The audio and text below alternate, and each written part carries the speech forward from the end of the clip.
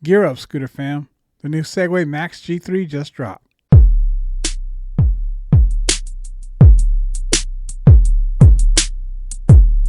What's up, guys? The new Segway Max G3 just dropped for pre-order, and I wanted to go over it a bit today. Talk about the price and sort of going to look at a few comparison scooters and kind of see how it stacks up against some similar scooters, some other Segways that are over, that, a little above it, a little below it, and then I thought a good comparison would be the Apollo Go, since I do have that one, and at the moment they're selling fairly close to the same price. So, we'll get into that in just a moment. Before we get into that, I just want to get everybody that there's a reminder. I'll be doing a podcast this weekend with Tiger Grimtack and Kazee E-Wheels, and I hope to have that uploaded hopefully by Sunday. So we're recording Saturday, and hopefully get it edited. Everything works out well and uploaded on Sunday, but I'll update you guys either way. All right.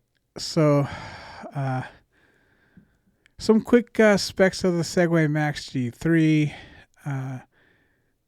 It does have it's a single motor scooter. All right, and it's currently selling for a pre-order price of $900, and it's a pretty decent scooter, overall. Certainly for $900, I think it's a bit of a deal for $900. At least adequate for that price. So let's talk about some of the stated range and top speed and so forth. It just came out, so there hasn't been a lot of testing done on it as far as that goes. But they do state a range of 25 miles in the highest speed, with a top speed of 28 miles per hour. Once again, that's stated. And 0 to 15 of 2.4 seconds. It does have one rear motor, which is a 850 watt nominal motor. The battery is a 48 volt, 12.5 amp hour system. So, once again, I think it's very interesting at that price. At $899, $900, roughly, and it's a decently spec'd scooter, and so I don't have too much of a problem with it. It looks interesting. I like that it has an expandable battery port right here. It's supposed to come out maybe this summer, and it'll extend the battery, I think, like almost double. So you go from a range of maybe 25 miles to about 50 miles, based on stated range at max speed. So 850 watt nominal rear motor is pretty good for the price and for where it's at, for what the scooter is. Just based on the ZT3 Pro. Right now you got this scooter for $899. The ZT3 Pro is $999, so $100 difference. Let's say you're kind of going back and forth on which one to spend your money on. The ZT3 Pro's range is stated right at 18 miles. I think that's tested range. Top speed is 25 miles an hour versus 28 miles an hour. Once again, that's tested speed. After testing, 28 might equivalent to 25 after all is said and done. So I would expect the top speed to be somewhat similar, but we won't know until the testing is done. 0 to 15 is stated to be at 2.4 seconds for the G3, and 2.8 seconds for the ZT3 Pro. So difference of about 0.4 seconds. I think they both might be a little bit a little bit on the generous side on that one. Just my opinion. The ZT3 Pro has a 650 watt motor versus an 850 watt motor, so there is a potential for a bit more power there. And it could raise the top speed a bit. Just glancing, based on the battery size, which they're both 48 volt, 12.75 amp hours. I don't understand the big difference in stated range, or tested range for the ZT3 Pro is only 18 miles, and versus stated range for the Max G3 is 25 miles. I don't think that makes sense to me, considering it's 250. It's got 200 more watts at 850 watts. It's 200 more watts with the same exact battery. I would expect the range to be less, and a higher top speed. So, just assuming that you're pushing more watts through there, it's the same size battery, identical. It's not going to get more range. Very unlikely. So I would estimate the range to be really close to, which is probably 18 to 20 miles. I mean, even if it gave it a little bit, which I don't see how that would work out. The 0 to 15 is a tad faster. Maybe you got the bigger motor. It's possible it can crank out some more acceleration. Possibly a bit more top speed. But I expect the top speeds to be very close, and I expect the range to be very close between these two scooters. 200 watts difference is a small difference, but I think pretty small. The scooters are pretty much very similar. Other than that, so one for 1,000, one for 900. You get the bigger motor with the Max G3. I think obviously the better deal right now is the Max G3 at $900. The only difference is got a tad bit bigger motor. Everything else, I don't see too much difference between. There may be suspension difference or so forth if you plan on take the scooter off road. Personally, I wouldn't take either of these scooters really off road. They're probably both fine on packed dirt or something like that. So I don't really personally put these two scooters in that much difference of a category. One's sort of designed and made a little bit more for commuting versus the other, but they're both equally capable of commuting and going slightly off pavement, but neither of them are really equipped to go seriously off road. So that's my take on that. The GT3 is a bit of a step up, but let's say you wanted to spend, a few more $100, like $600, $700. It was down for a pretty good price there for a while, but now the GT3 is up to $1,599. And the range stated there at 25 miles, which is very similar to the Max G3. Well, it is the same as the Max G3 stated range. And the GT3 Pro, the GT3, I don't think we have a tested range on that either. So those are both tested. Those are both stated ranges at top speed. With the top speed of the GT3 going at 31 miles an hour. Once again, that's stated, so it might not be quite that high. 0 to 30 is 9.5 seconds. I couldn't find a 0 to 15 on that scooter, but I did find a stated 0 to 30. None of the others are capable of going to 30, so there was no 0 to 30 stated for that one. For those, the motor power is a single motor at 1,200 watts with still a 48 volt battery and 19.2 amp hours. So a slightly bigger battery than the ZT3 Pro or the Max G3, and a decent amount of power increase with the 1,200 watts. So I would expect the 0 to 15 to probably be the best of the group so far, based on the power alone. So I'm sure it does have a higher top speed, although it may be closer to the 28 to 25 range. Based on the power and so forth, it's got a bigger battery, but still 20 20-ish miles, maybe something like that, will be my expectation for that scooter.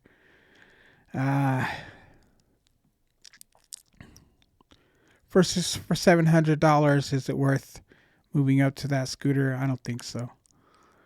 I don't think it is. It looks nice and so forth. If I were going to go with the GT3, I'd certainly wait on the GT3 Pro, hopefully for a good price. But we'd have to see how that plays out. I think I heard 2,700, something like that, which isn't terrible for the GT3 Pro. But we'll see. We'll see how that goes. But yeah, the GT3 for $700 more than the Max G3 at the moment, I don't believe is worth the upgrade. The GT3 Pro I think is decently priced at $1,499. $1,599 is probably a tad overpriced. And right now the Max G3 is just such a good deal, personally, based on these three scooters. All right, finally, I'm gonna take a look at the Apollo Go specs, and then kind of see how that stacks up against the Max G3 as well. So right now the Go is $1,100. You can find it now and then. Recently, a couple times it's dropped to like $9.99. That's what I got mine for. And so it's probably 100 over where I would like to see it, but it's probably adequate at $1,100. I wouldn't personally have a problem buying the Go at like I said, I like to get a little bit better deal, but $1,100 is right on the edge. Would I do it? Maybe. If it were $1,000, I'd jump on it, which I did. But if I were, really wanted a scooter, ready to get a scooter, needed a scooter, and the Go's $1,100, I don't really have too much of a problem with that. But if I'm willing to hold out for a deal, I'd wait for it to hit 1,000 and then pull the trigger, which is, like I said, what I did. So, kind of depends on your feelings on that. There may be a code floating around there. I found one. It was $1,100, and I found a code for $100 off, which gave me the ability to get it for $1,000. All right, so the range on the Go is 18 miles, and I can verify that I could probably easily get 18 miles. I got 16 with 28% battery life left, so I have no problem saying I could get another couple of miles out of the scooter. So, and this is tested range, so I can concur that 18 miles is probably realistic for the Apollo Go on average. Top speed 25 miles per hour for the Apollo Go and 28 for the Max G3, but the Apollo Go is tested top speed and the Max G3 is stated top speed. The stated top speed of the Apollo Go is also 28 miles per hour, but doesn't test at that in the real world. And so the Max G3 may very well be the same. So 0 to 15 for the Apollo Go is 3.7 miles an hour tested, and the stated for the Max G3 is 2.4. The motor power of the Apollo Go is 700 watts versus 850 watts for the Segway Max G3. The Go has a little bit smaller battery at 36 volts and 15 amp hours, but it has portability on its side. All right, so what do I think about the Max G3, $900 versus the Apollo Go? I think the Max G3 is really tempting at $900. There's no question about it. Do I think it'll perform better than the Apollo Go?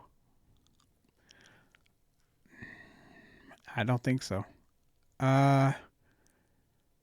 I think it's interesting. I think it's interesting that the ZT3 Pro is tested with a top speed of 25 miles per hour, which is the same as the Apollo Go, but almost a second faster in the 0 to 15 with 50 less watts on the single motor versus two.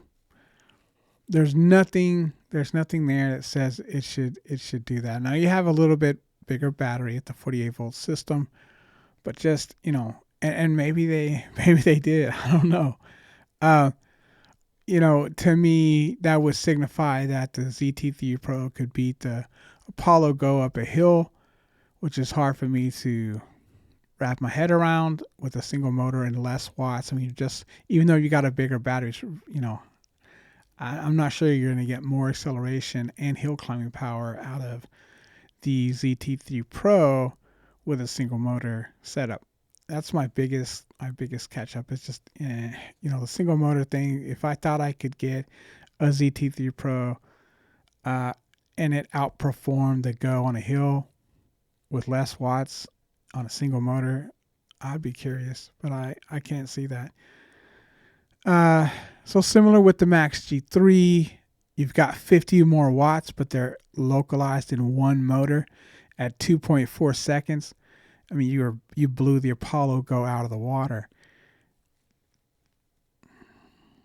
It's stated, once again, that's stated 0 to 15, not tested. My Klima is tested at 2 seconds flat on a 0 to 15. 2.4 for an 850 watt, 48 volt, 12.5. I mean, the Klima is a 60 volt, 2000 watts with 1,000 of each 40 amp hour controllers. And it gets 2 seconds, and you're telling me that the Max G3 gets 2.4 with a single motor 850 watt 48 volt system, whatever the amp hour. I mean, come on. There's no way. There's no way it comes that close to the Klima. There's nothing else here that would come that close, because that makes sense. Why would it? Those are decent. I mean, it's not a GTR. It's not a 72 volts 2,000 watt motors or with 50 amp controllers or something like that. That's not what we're talking about. So the Klima is going to seriously outperform everything on this list here. Hands down. So to quote 2.4 seconds on the Max G3 with a single 850 watt rear motor and a 48 volt system, I think you're being a little silly. And so, no way. I mean, it's curious. It's very curious. I'm sure it's fine. I'm sure it's good, but just way overstated. Way overstated. I don't believe it would test that. I don't believe it would come close to the Klima. It would certainly come much more closer to the Go if it could indeed beat the Go. I don't think it will be, based on this, it's much closer to the Klima's performance than the Go's performance, and I just don't find that to be believable. It's probably much more closer to the Go in performance, and if it beats it, I'd be surprised. Just because of the setup. I mean, it's simple. When you split the motors and you've got two motors pulling, you get better acceleration, which translates into 0 to 15 speeds. And so, I don't know if I can buy that. I'd be interested. I'd be interested to test it out. Like I said, I know what the Hover 1 Journey Max will do. I've tested the Go now. It feels very similar. Got no problems with hills. Yeah, single motor, rear motor, and I've seen these scooters, tested a bit, and I do think they're maybe better than other similar single motor scooters. But there's, it's no way I believe that it will just blow the Go out of the water more similar to the Klima. I just can't buy that. So the Max G3, while I think it's a cool scooter, and I still think $899, $900 is a good price for the Max G3. Take those stats with a grain of salt, and just understand what it is. It's a decent scooter for $900.